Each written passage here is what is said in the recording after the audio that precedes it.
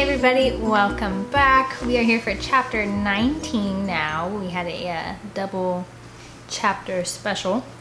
So we just read chapter 18 where everybody's fighting and everything's a mess, and yeah, I was trying to think of an expression, but I couldn't come up with one. So now we're going to chapter 19. Hopefully things will be looking up, or they could get worse. Let's find out. Minutes go by as I trail behind everyone, shuffling my feet, wishing I could turn the clock back and not even suggest this stupid adventure. Eventually, the tracks curve and we follow them around until we come to a halt. There's a trestle that stretches from where we are all the way over to the other side, and way down below flows a calm and wide river. Calm and wide. That means deep. Real deep. Edge doesn't seem to pay attention as he picks a poppy and begins to cross the trestle. I don't move. Neither do my friends. Beans? Was this on your map? I ask. He looks way down toward the water. Huh? I repeat, because that is not the word I want to hear right now. Ignoring me, Beans looks to the right, where the river seems to stretch for eternity, curving through the valley, and then to the left, where it does the same. He looks straight across to the other side. Then he pulls out his map and ponders it. This might be either the Hiwassee or the Osho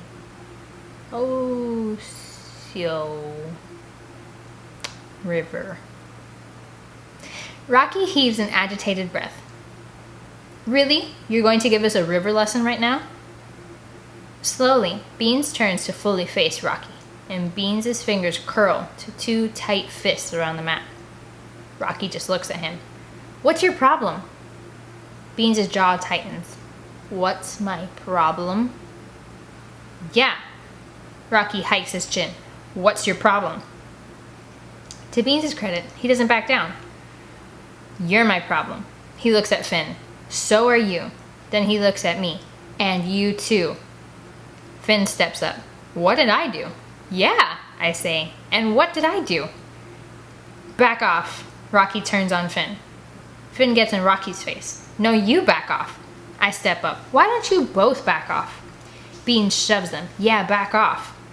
Finn shoves Beans back. What the heck? Get your hands off of me. You think I'm afraid of you? Beans looks between Finn and Rocky. Either of you? So what if you're bigger? I can take either one of you.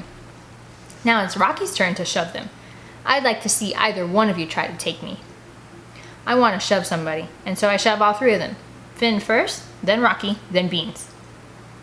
If we're about to have this out, then I'm in this too. This whole trip was supposed to be awesome, and all we've done is fight. You three have ruined everything. Finn sticks his face right in mine. Like you're so perfect? After that, the insults start flying. You're a hypochondriac. Yeah, well your breath stinks. You're high maintenance. Your loafers are stupid. I hate your muscle shirt. You always have the stupidest ideas. I hate your high waters. On that last one, Beans screams and launches himself at Rocky at the same time. Rocky takes a swing at Finn, and I leap on top of all of them. We all go rolling across the tracks and down the embankment. Fists fly, legs tangle, cuss words bling into the air. I hear an umph and then an ugh and a few more fists, some kicks, another roll. Somewhere in my peripheral vision, I see Scarlett shuffling her feet, watching us, like she wants to get in on the action too. I nod at her, like we're in the WWF, and can tap in. She shakes her head and backs away. All right then, whatever. I grab a handful of dirt ready to grind it in Finn's face, and he gets me first, smearing mud all down my cheek and neck. Rocky yanks on a handful of Beans' hair. I put Rocky in a headlock, and Beans kicks Finn in the shin. What the heck? Ed shouts. Then Beans accidentally knees Rocky in his crotch, and the fight comes to a grinding halt. It's a silent rule. No one goes for the crotch. Rocky rolls away from my headlock, cupping himself, groaning. My hands go over my mouth. Scarlett gasps, and Finn holds up his hands in surrender. I'm sorry, Beans says meekly, and Rocky grimaces with another moan. Scarlett comes rushing down the embankment to our pile, and I take a second to survey the injuries. Other than Rocky's situation, we all look fine. Dirty, but fine. Finn's polo is, of course, still somehow tucked in. How he manages to do that, I don't know. Rocky inhales a few deep breaths and blows them out. Then carefully he pushes to a sitting position and looks right at Finn, which surprises me. I thought Rocky would go after Beans for the whole crotch kneeing thing. You okay? Finn asks, and Rocky nods. No one says anything for a few seconds as we all watch Rocky and Finn staring at each other. Something's about to go down. Or if it's not, then it needs to. I fold my arms. I think we all need to have a come to Jesus moment. I waggle my finger between Rocky and Finn. You two first. With that, I stare them down waiting, because if they're not going to talk, I'm going to make them. Of course, they don't talk willingly, and Finn's words come back to me about always taking Rocky and Beans aside. Well, it's time for me to take Finn's. I refold my arms and give Rocky my best glare. Finn would make the best brother ever. Why would you say such mean things to him? Finn gives me a surprised look, and I keep right on glaring at Rocky until Finn speaks. You really don't like that my mom and your dad are together? Rocky shakes his head. No, I don't. Is it me? Finn asks. No. Rocky looks down at the ground. It's just, I'm not ready to have a new mom. Finn thinks about that for a second. I get that. A couple more beats go by, and then Finn gives a disappointed shrug. I was kind of looking forward to having a dad who was around a lot, and a brother and a sister. Lifting his head, Rocky silently stares at Finn, and I can almost see Rocky's brain wrapping itself around Finn's point of view. Finn's an only child, and has never really had a dad, and Rocky's just now fully getting that. I said I wasn't ready. Rocky's lips twitch up into a tiny smile. Not that I'm still not ready. I'm kind of getting used to the idea. Finn's lips twitch too, but he shrugs again, this time in a more shy than disappointed way. Besides, it's not like they told us they're getting married. They may break up. Or they may not, Rocky says. Or they may not. Finn agrees, and both of their smiles get a little bigger. I grin too, so glad my friends have finally made up. Beans gets up, making a show of dusting himself off, acting all macho and nonchalant. I kicked your butts. Finn and Rocky both snort. I look right at Beans, done with his secret. He needs to come clean. He needs to get over whatever his issue is. You tell them, or I will. Finn and Rocky exchange a look. Tell us what? Beans narrows his eyes at me and I simply look back. I'm serious, I say. Beans throws his hands up. Fine, we're losing our house. It's being foreclosed on. Dad and Mom went to court again, and now the judge says Dad gets custody, and I'm pretty darn sure that means I'm moving to Knoxville. Rocky straightens up. What? How long have you known? Not long. Why didn't you tell us? Finn asks, rolling over to his knees. Because... Bean's shoulders drop on a sigh. It's embarrassing, I guess. Rocky's got a great dad and they do all this stuff together. Finn's mom is so fun and always throwing parties. Annie's parents are still together and always taking Annie to cool places, and all my parents do is fight. You guys are all I have, and now I'm losing you. Are you kidding me? Rocky says. You're not losing us. Finn nods. We're not the Scouts without you. We'll figure this out. Rocky looks right at me. And you knew about this? I promised Beans I wouldn't tell. Don't be mad at Annie. It was her idea about the meteor. That if we found it, we could sell it and make some money, and maybe then I could stay because my mom could stop the bank from foreclosing on the house. Heck yeah, that's what we're doing. Rocky stands up. We're finding this thing, and you're staying. Finn starts to climb the embankment back up to the tracks. Let's go. We're wasting time. See? I look over at Beans. With a little smile, he rolls his eyes. Okay, I should have told them sooner. That's right. You need to listen to me next time. I pick the map up out of the dirt and hand it to Beans, and he gives me a playful poke as we head up the embankment to join the others.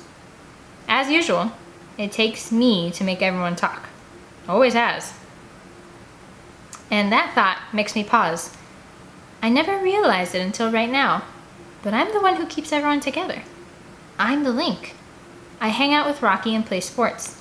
With Finn, I bake. Beans and I are always tinkering with his experiments. But come to think of it, none of them hang out unless I'm around. I'm the one who plans things. I'm the one who calls everyone. If it weren't for me, I wonder if the three of them would even be friends. Because Rocky has his football pals, Finn has his church group, Beans hangs out with his science club. Other than them, I don't have anyone else. Maybe Mom's right. Maybe I do need to start making new friends. Only problem is, I don't want to. I like the ones I have. As I think that through, I nibble on my pinky nail and glance at Scarlett. Rewind to before this trip, and there was no way I'd ever be friends with her. But now, somehow I am. And it's not a bad thing. I'm okay with her now. Who would have thought? When we're all back on the tracks and approaching the trestle again, I begin to notice it, the silver. But it's not powdery like before. It's clumpy, almost gel-like, sticking to the tracks in some areas and hanging from the trestle in others. I suppose the rain probably made it do that. So, who's to say whatever we're after didn't fall into the river? Scarlett asks. Good point. Rocky steps onto the trestle. Only one way to find out. I look down into the wide, calm, deep river. I could stay here. The others could go over, yell back when they know something. Rocky turns to me. Okay, this is nothing like before. It's sturdy, it's wide. You'll just put your foot on one track, and then the next, and before you know it, we'll be across. Just don't look at the water in between the tracks, Scarlett says, and I roll her a look.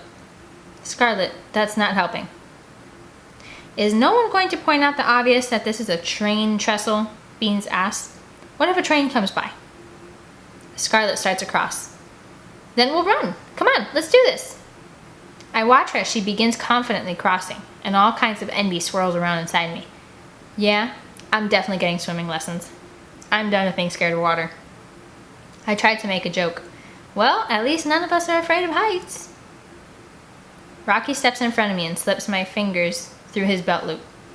Just follow me. Tightly, I grip the back of his jeans and stare at the wrangler patch above his butt as he slowly begins across. I concentrate on even breaths. In, out, in, and on matching my step to Rocky's. Left, right, left. And even though I can see the river between the slats, I make my eyes stay on that wrangler patch. Just when my eyes start to drift down to his butt, Rocky asks, "How about a song?" "Oh, okay," I say. He clears his throat.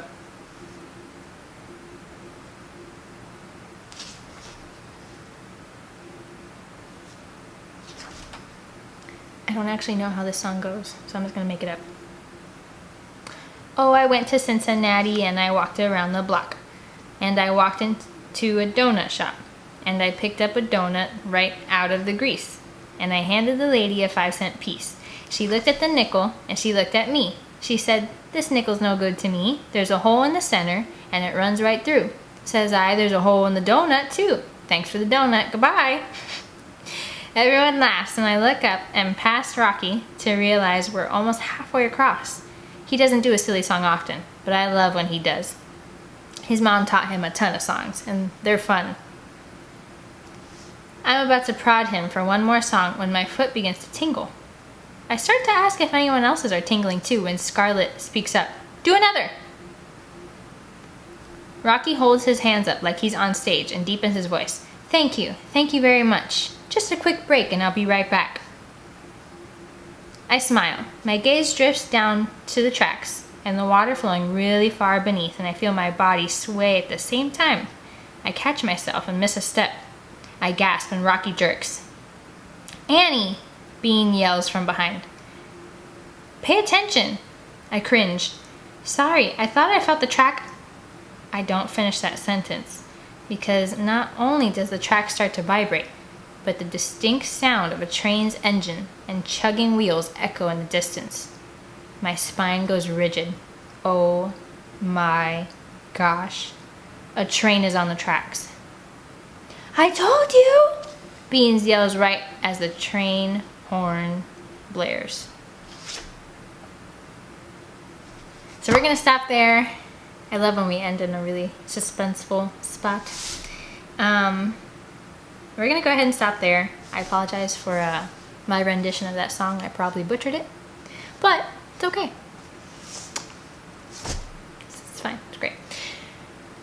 chapter 20 will be some point after today. So make sure you join us and figure out what the heck is going to happen next. And what happened to the Mason Mountain clan? Are they still out there? Did they like go back home? And the military also. So there's a lot of things that we still, they're still kind of just up in the air, waiting to see what happens. So make sure you come back and keep reading with me.